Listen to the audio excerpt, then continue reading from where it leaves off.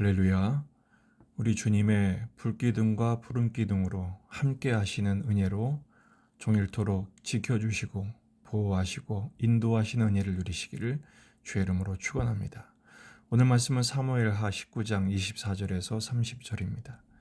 사울의 손자 무비보셋이 내려와 왕을 맞으니 그는 왕이 떠난 날부터 평안히 오는 날까지 그의 발을 맵시내지 아니하며 그의 수염을 깎지 아니하며 옷을 빨지 아니하였더라.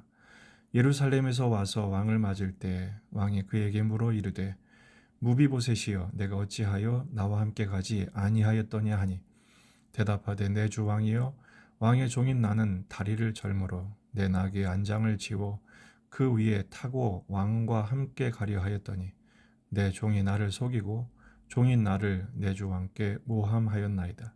내 주 왕께서는 하나님의 사자와 같으시니 왕의 처분대로 하옵소서.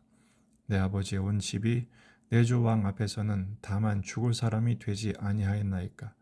그러나 종을 왕의 상에서 음식 먹는 자 가운데 두셨사오니 내게 아직 무슨 공의가 있어서 다시 왕께 부르짖을 수 있사오리까 하니라. 왕이 그에게 이르되 네가 어찌하여 또 내 일을 말하느냐. 내가 이르노니 너는 시바와 밭을 나누라 하니 무비보셋이 왕께 아뢰되 내 주 왕께서 평안히 왕궁에 돌아오시게 되었으니 그로 그 전부를 차지하게 하옵소서 하니라. 아멘. 본문에 계시된 주님은 어떤 분이신가? 진실은 반드시 드러남으로 진실함으로 사랑하기를 원하십니다. 다윗이 귀환하면서 펼쳤던 순간의 모든 선택들은 국가를 통합하는 일이었습니다. 탕평책을 썼고 포용하는 일을 했죠. 압살롬의 군대 장관이었던 아마사를 자기의 지휘관으로 삼고 그토록 저주하고 돌을 던졌던 시므이도 용서해서 죽이지를 않았습니다. 하지만 환영하러 나온 무비보셋에게는 섭섭한 마음을 감추지 않았습니다. 25절을 보면 내가 어찌하여 나와 함께 가지 아니하였더냐라는 것이죠. 왜냐하면 패족이 되었던 그 무비보셋, 그 아버지 요나단과의 친분과 언약 때문에 그를 식탁 위에 함께 밥을 먹는 자로 삼을 정도로 다윗이 아꼈기 때문입니다. 그러자 무비보셋이 상황을 설명합니다. 26절부터 보면 내 주 왕이여 내가 다리를 절므로 나귀의 안장을 지어 함께 가려고 했는데 내 종 시바가 나를 속이고 왕께 모함을 했던 것입니다. 라고 자초지정을 설명합니다. 16장을 보면 다윗이 도망할 때 시바는 떡과 건포도주, 과일과 포도주를 가지고 나와서 다윗을 돕죠. 내 주인 무비보셋은 어떻게 돼 있냐 물어보자 이스라엘이 내 아버지의 나라를 내게 회복할 기회가 되었다라고 말했다고 거짓으로 보고를 합니다. 그러자 다윗이 화가 나서 그 주인 무비보셋의 모든 것을 네가 가져라 라고 명령을 한 적이 있었습니다. 하지만 무비보셋은 그런 적이 없었죠. 왕이 떠난 날부터 돌아올 때까지 발을 맵시내지 않았고 수염을 깎지 않았고 옷을 빨지 않았습니다. 애통하며 염려하며 기도했던 것입니다.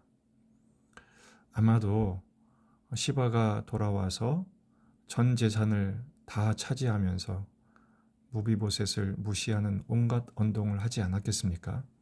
하지만 무비보셋은 시종여일하게 일념으로 다윗을 염려하고 애통하며 기도했던 것입니다. 실상 무비보셋은 두발 장애를 갖고 있었기 때문에 할 수 있는 일이 아무것도 없었습니다. 단지 주님께 맡기고 주님께 호소했을 뿐이죠. 사실상 얼마나 억울하고 원통했을까요?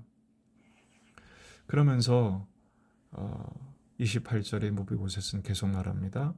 하나님께 버림받았던 나를 왕의 상 앞에서 먹는 자로 삼으신 은혜가 얼마나 큰데 내가 무슨 공의가 있어서 다시 왕께 부르짖겠습니까? 라고 대답을 합니다. 그러자 다윗이 그러면 시바와 밭을 나누라, 절반을 나누라고 명령을 합니다. 왜 다윗은 또 다시 전부를 회복시키지 않고 절반을 나누게 했을까요? 이 또한 분쟁을 방지하기 위한 방책이었을 것입니다. 다윗은 계속해서 통합을 목적으로 하고 있었죠. 화해하라라는 것입니다. 그러자 무비보셋이 내 주 왕께서 평안히 왕궁에 돌아오셨으니 그로 전부를 차지하게 하소서. 무비보셋은 재산에 욕심이 없었습니다. 그저 다윗이 무사히 돌아왔으니 그것으로 만족합니다 라는 고백인 것이죠. 다윗은 이 무비보셋의 마음을 받아줍니다. 이후로는 본문의 내용이 더 설명되어 있지 않지만 진실은 규명되었고 무비보셋을 이해한 것입니다. 뭘 보면 알 수 있냐면 21장으로 넘어가면 기브온의 원한으로 기근이 찾아옵니다. 사울이 기브온 족속을 멸절시킨 적이 있었거든요. 그래서 다윗이 그 일을 알고 기브온에게 물어봅니다. 어떻게 해주랴? 사울의 자손 7을 청구합니다. 그래서 그 아들들을 죽이려고 했죠. 하지만 다윗은 무비보셋을 아껴서 그 수에서 제외를 시킨 적이 있습니다. 진실은 통하는 것이죠. 오늘 무비보셋을 통한 교훈은 첫째, 진실은 반드시 드러난다는 것입니다. 지금 당장 드러나지 않고 억울함이 또 원통함이 계속된다 할지라도 하나님께 기도하며 하나님이 해결해 주실 것을 기다릴 때 반드시 그 진실이 규명될 때가 온다는 것입니다. 반면에 우리는 시바처럼 거짓으로 모함한 자가 되지 말아야 합니다. 십계명에서도 내 이웃에 대하여 거짓 증거하지 말라라는 말씀이 있었던 것처럼 말이죠. 우리는 반면에 아무리 모함을 당한다 할지라도 주님을 믿고 기다리면 반드시 기회를 주실 것입니다. 다윗도 그렇게 주님을 바라볼 때 회복되게 하셨고 무비보셋도 회복할 수 있는 기회를 허락하셨습니다. 기다리는 자에게 피차 회복의 은혜를 주시는 하나님을 믿으시기를 바랍니다. 더 나아가 우리는 진실을 외면하지 않는 삶을 살아야 됩니다. 진실보다 더 중요한 것은 진리 안에 사는 것입니다. 요한복음 16장 13절 그러나 진리의 성령이 오시면 그가 너희를 모든 진리 가운데로 인도하시리니 진리 안에 있을 때 진실의 편에 서게 됩니다. 거짓과 모함의 유혹으로부터 우리 자신을 지킬 수 있는 것이죠.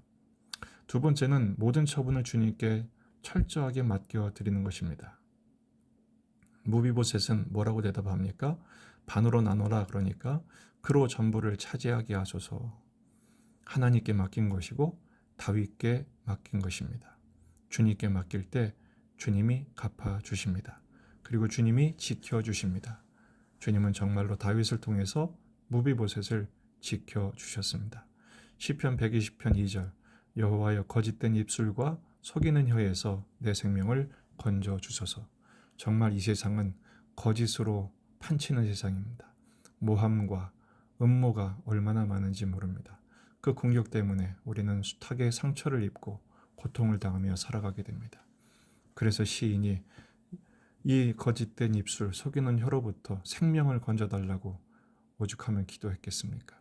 우리도 이렇게 기도하십시다. 그럴 때 주님께서 진리의 말씀으로 지켜주시고 주님의 사랑과 은혜로 우리를 회복하게 해 주실 것입니다. 이 은혜를 누리시는 저와 여러분이 되시기를 주의 이름으로 축원합니다.